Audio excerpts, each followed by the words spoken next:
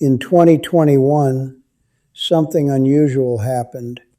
Elon Musk was named the richest person in the world, and yet, for years, he paid surprisingly little in personal income tax. At the same time, millions of Americans, teachers, engineers, small business owners were paying a higher percentage of their income to the IRS than a man worth over $200 billion. How is that even possible? Let me tell you another story. There's a software engineer in California, we'll call him Daniel. Daniel did everything right. He got a good degree, landed a six-figure job, saved aggressively, avoided debt, and finally bought a modest home after years of discipline. Every 2 weeks, his paycheck comes in. Taxes go out. Mortgage gets paid. Bills get covered. And what's left? Not much. Now compare that to someone like Jeff Bezos. At one point, Bezos was borrowing billions of dollars while barely selling his Amazon stock. He wasn't cashing out in the way most people would. Instead, he was doing something far more strategic. He was living on loans. Let that sink in. One man works, earns, pays taxes, and tries to stay out of debt, yet struggles to build real wealth. Another man borrows against assets he already owns, avoids triggering taxes, and becomes exponentially richer over time. This is the paradox nobody talks about, because we've all been taught the same rules growing up. Stay out of debt, work hard, save your money, play it safe. But what if those rules were only half the story? What if the financial system in America isn't built around income, but around assets? Because here's what most people don't realize. When Daniel earns $120,000 a year, that money is immediately visible, taxable, and limited. But when someone like Elon Musk or Jeff Bezos needs cash, they don't sell their assets. They borrow against them, and that changes everything. Because in the eyes of the system, income gets taxed. But debt is invisible. So now you have two completely different financial realities coexisting in the same country. One where people trade time for money and lose a portion of it every step of the way. And another where people leverage what they already own and let the system work in their favor. Same economy, same rules, completely different outcomes. And once you see this clearly, a deeper question starts to emerge. Is debt really the enemy, or have we just been using it the wrong way this entire time? In this video, we're going to unpack the real mechanics behind this system, not in theory, but with real numbers, real strategies, and real-life examples from the American financial landscape. Because understanding this difference might completely change how you think about money for the rest of your life. But before you judge debt, you need to see the illusion behind it, because what looks like a burden to most people is actually a hidden advantage for the wealthy. Keep watching. Let's break the illusion. Most people don't actually understand why debt feels so heavy, only that it does. From a personal finance perspective, the problem isn't borrowing money. The problem is what that money is used for and how it gets paid back. Take a simple everyday example. You finance a $35,000 car. The moment you drive it off the lot, it drops in value. Within 5 years, it might be worth less than half of what you paid. But your loan, that stays the same. Every month, you're making payments on something that is shrinking. It's like trying to fill a leaking bucket. No matter how much water you pour in, the level keeps dropping. Now layer in how that debt is serviced. You earn your salary, taxes are deducted, and only then do you pay your loan. So if you make $5,000 a month, maybe you only see $3,800 after taxes. And from that, $600 goes to your car, $1,500 to rent or mortgage, plus credit cards, insurance. What's left isn't building wealth, it's just survival. This is where the illusion becomes dangerous. On the surface, it looks like I can afford the monthly payment, but in reality, you're locking future income into past decisions. And because most consumer debt requires both principal and interest payments, there's no flexibility. Miss a few payments, and the system starts working against you. Penalties, credit score drops, even repossession. Now zoom out. This pattern repeats across cars, credit cards, consumer electronics, even homes in some cases. You're borrowing to acquire things that either lose value, don't produce income, or actively cost you more over time. That's not leverage. That's weight.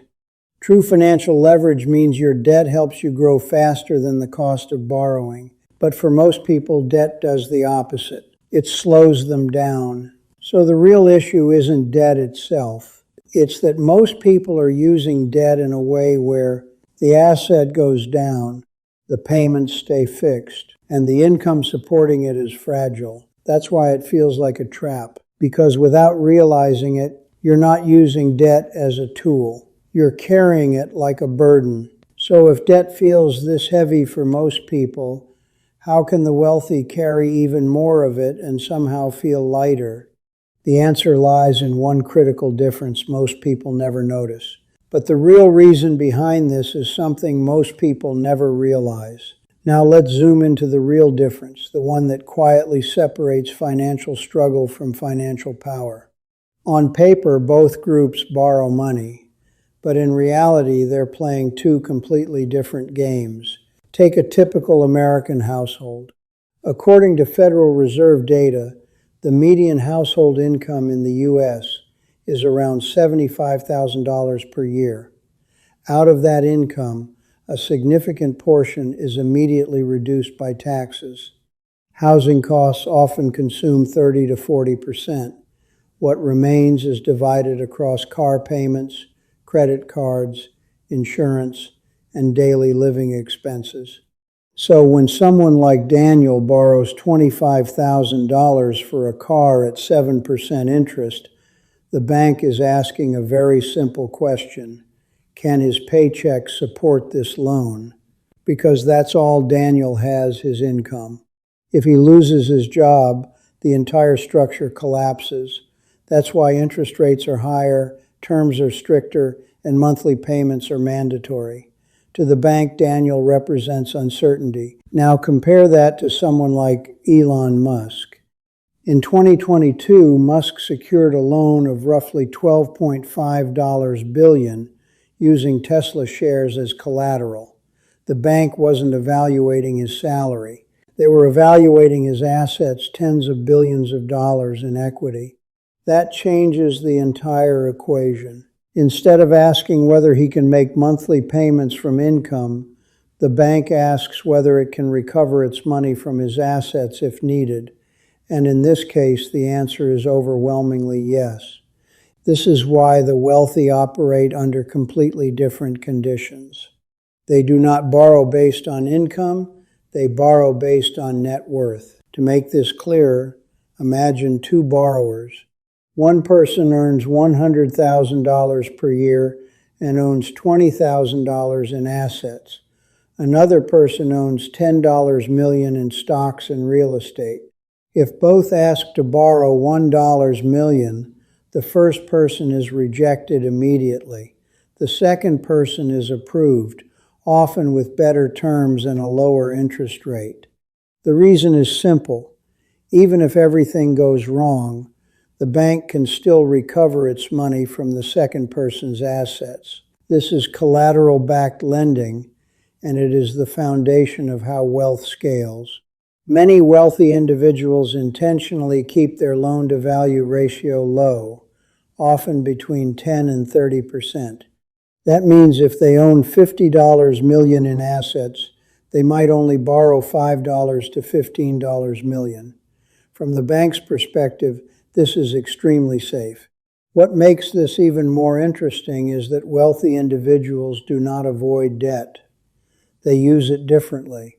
Jeff Bezos, for example, has historically borrowed against his Amazon stock instead of selling it. This allows him to access liquidity without triggering capital gains taxes. Similarly, many high net worth individuals take on large mortgages despite having enough cash to buy properties outright. This is not a necessity. It is a strategic decision. The reasoning comes down to opportunity cost. Every dollar tied up in an asset is a dollar that cannot be used elsewhere. If borrowing costs are low, sometimes even close to or below inflation, it becomes more efficient to borrow than to sell. In some cases, ultra-wealthy individuals have accessed loans at rates close to 1%. When inflation is higher than that, the real cost of borrowing becomes negligible. At the same time, selling assets in the United States can trigger capital gains taxes of up to 23.8%.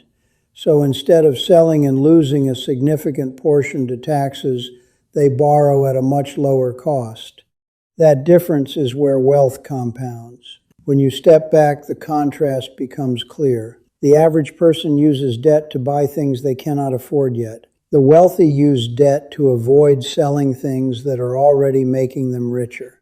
One approach is fragile because it depends entirely on income. The other is resilient because it is backed by assets. And this leads to a critical realization. The bank does not evaluate how hard you work. It does not evaluate your intentions. The bank evaluates what you own. Once you understand that, the entire system starts to make sense.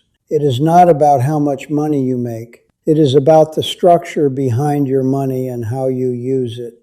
So if the rules are this different, then the real question isn't why the wealthy use debt. It's how they turn it into a system that can fund their entire lifestyle. Because once you see how that system actually works, you'll realize this isn't just borrowing, it's strategy. But what happens next is the moment where the entire system becomes clear. Let's walk through how this actually works in the real world, step by step, not as a theory, but as a system that wealthy individuals quietly use every day. Imagine a person named Alex.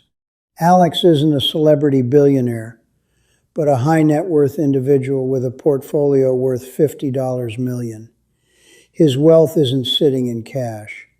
It's spread across public stocks, income-producing real estate, and a private business that generates steady cash flow. This is where everything begins. Step one is not borrowing. Step one is ownership. Alex's assets share a few critical characteristics. They tend to appreciate over time. The S&P 500, for example, has historically returned around 7 to 10% annually over long periods. Prime real estate in major U.S. cities has also shown consistent long-term growth. His business produces recurring income, making it easier to value. From a bank's perspective, these are not risky holdings. They are stable, trackable, and most importantly, sellable if needed. This is the foundation, because without strong assets, nothing else in this strategy works. Now we move to step two. Alex doesn't walk into a bank asking for money because he needs it. He walks in because he wants liquidity without disrupting his investments. With $50 million in assets, Alex requests a $10 million loan.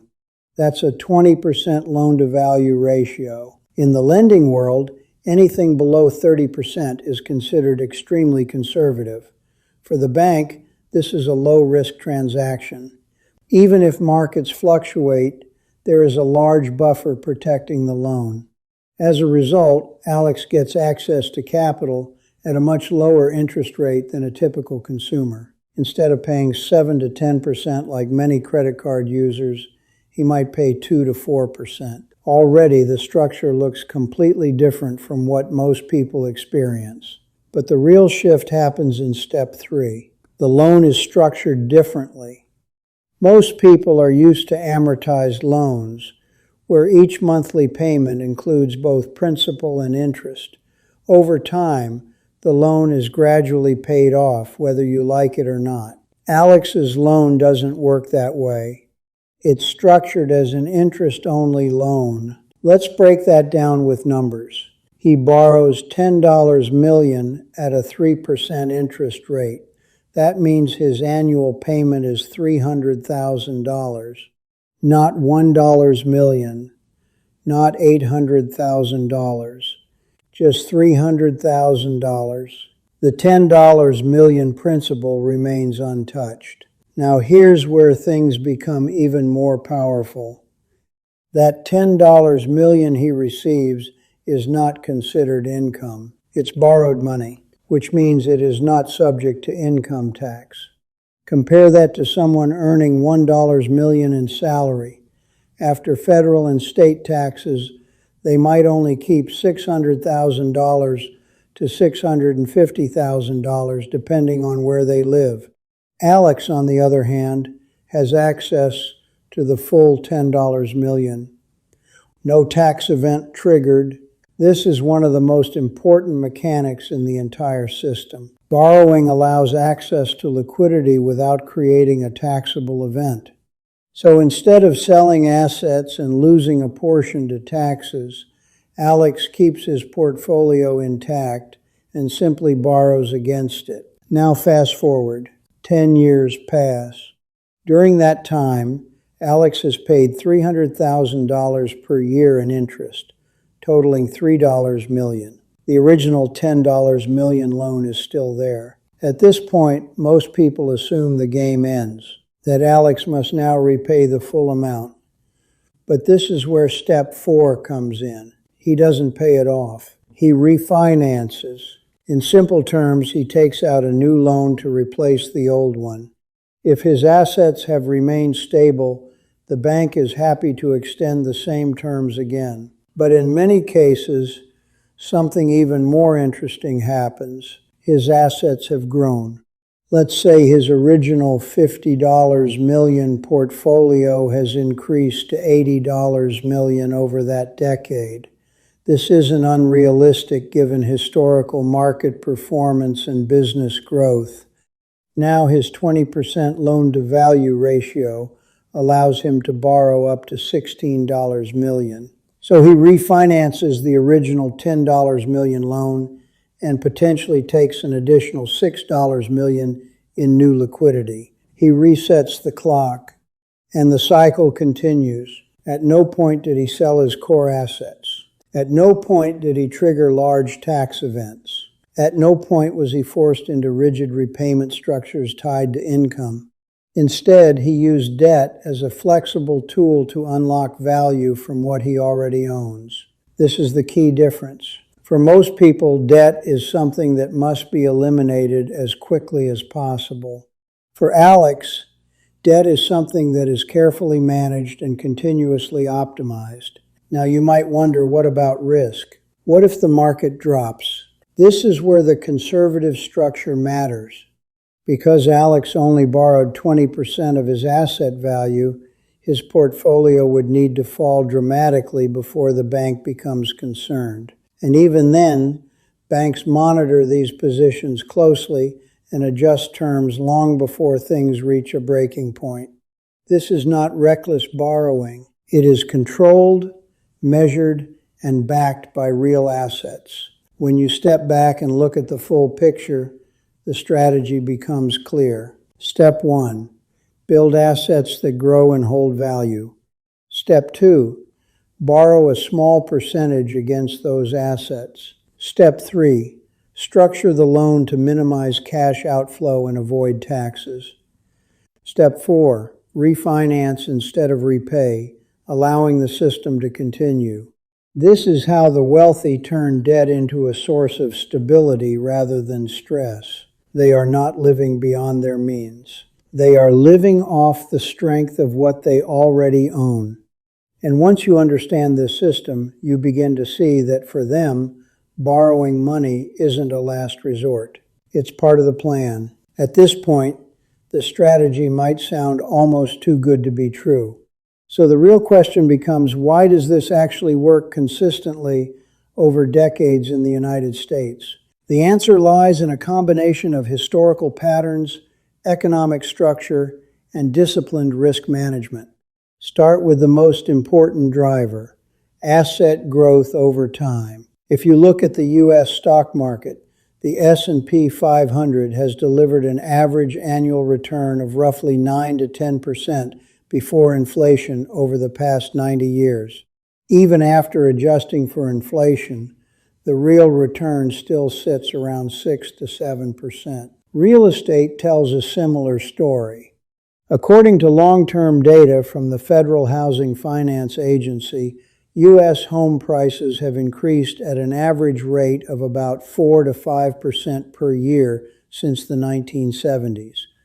In major metropolitan areas, that number is often higher. Now compare that to borrowing costs. Over the past 2 decades, interest rates in the U.S. have frequently remained in the 2 to 5% range for well-qualified borrowers. In certain periods, especially after the 2008 financial crisis, and again during 2020, 2021 rates dropped even lower. This creates a fundamental spread.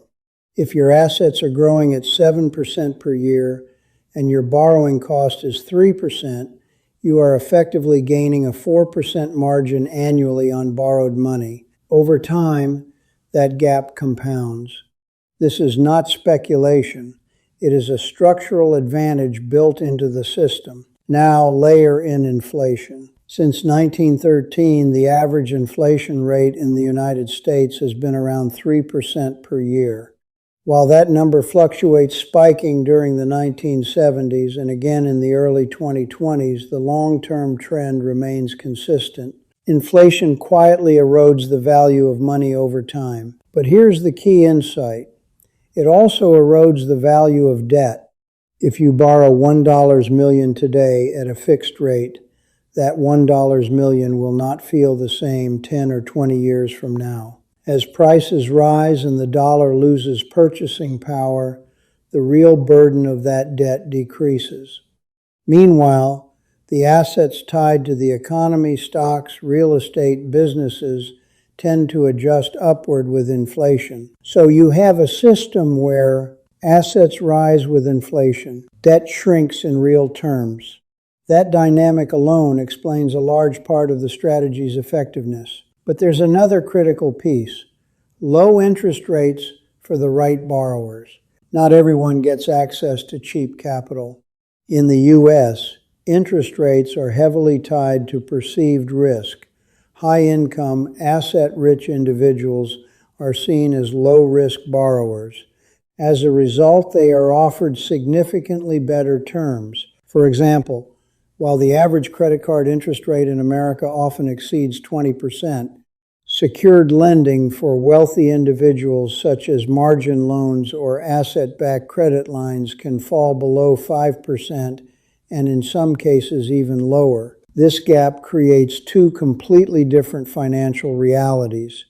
One group pays high interest on depreciating assets. The other borrows cheaply against appreciating assets. Finally, there is the discipline of maintaining a low loan-to-value ratio. Historically, one of the biggest causes of financial collapse, both at the individual and institutional level, has been over-leverage. The 2008 financial crisis is a clear example. Many homeowners had little to no equity in their properties. When housing prices dropped, they owed more than their homes were worth. The system broke under that pressure. Wealthy borrowers avoid this by design.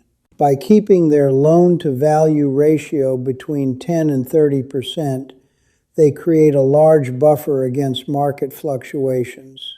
Even if asset prices decline temporarily, there is still enough value to secure the loan. This is why failures in this strategy are rare at the individual level. It is not because the system is risk-free.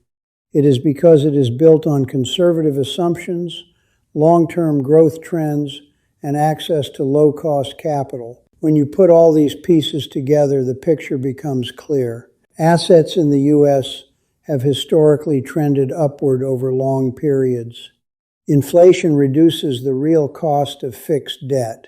Interest rates remain relatively low for qualified borrowers, and disciplined leverage keeps risk under control. This is not a loophole. It is a structure, and for those who understand it, it turns debt from a liability into a long-term advantage.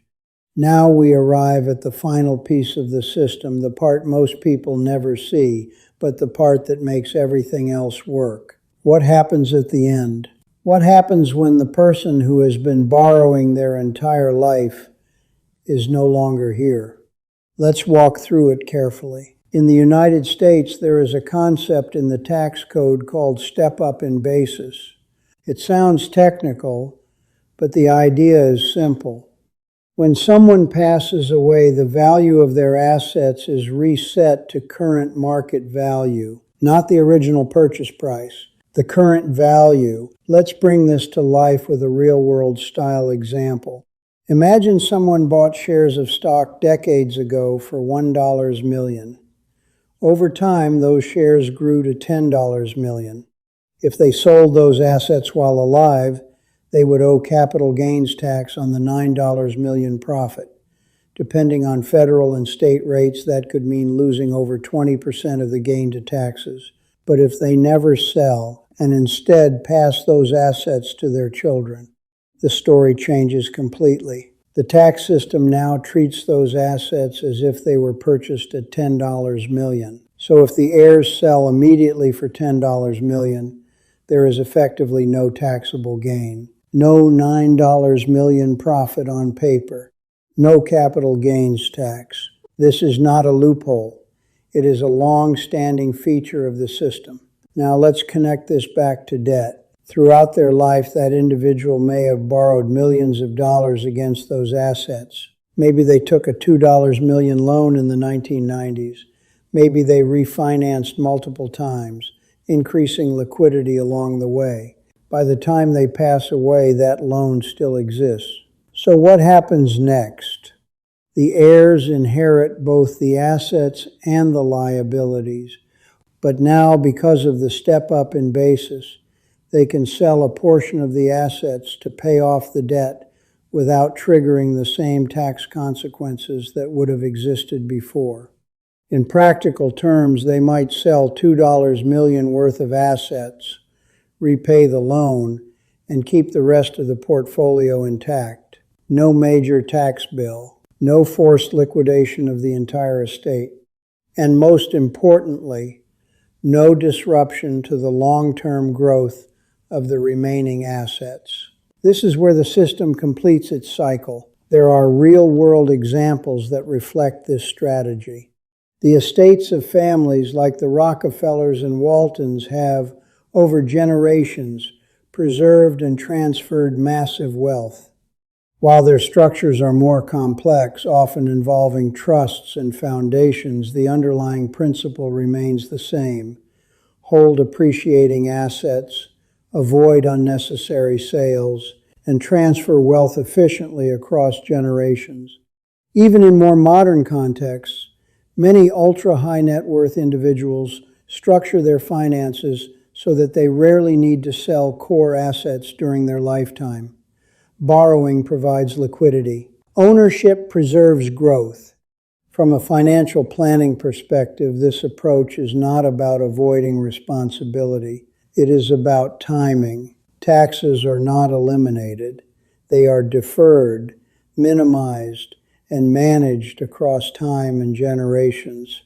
And when structured correctly, the combination of asset growth, borrowing, and step-up in basis creates a powerful outcome. The original borrower lives off liquidity without triggering major tax events. The assets continue compounding in the background. And when those assets are eventually transferred, the tax burden is dramatically reduced. Then the next generation steps in. They now hold a portfolio with a reset value. They have access to the same tools. And in many cases, They repeat the process, borrowing conservatively, maintaining low loan-to-value ratios, and allowing time to do the heavy lifting. This is why wealth, once established at a certain level, tends to persist. Not because of luck, not because of shortcuts, but because the system, when understood and used correctly, is designed to sustain it. And that is what most people miss. The strategy doesn't end with the individual. It is built to outlast them. If there's one thing you should take away from this entire video, it's this. Debt is not the enemy. Misunderstanding debt is. Most people spend their lives trying to avoid borrowing, believing that staying debt-free is the safest path. But in doing so, they also limit their access to one of the most powerful financial tools ever created. Because the wealthy don't use debt the way most people do. They don't use it to fund a lifestyle they can't afford. They use it to protect what they already own and to make it grow even faster. They understand something most people never get taught. Cash flow can be managed. Taxes can be optimized. But ownership, that's where real power sits. Debt, in their world, is not a burden. It's leverage. It's flexible. It's control. So the real question isn't whether debt is good or bad. It's whether you're using it to build your future or quietly trade it away. Because in the end, debt doesn't decide your outcome. Your strategy does. Thank you for watching.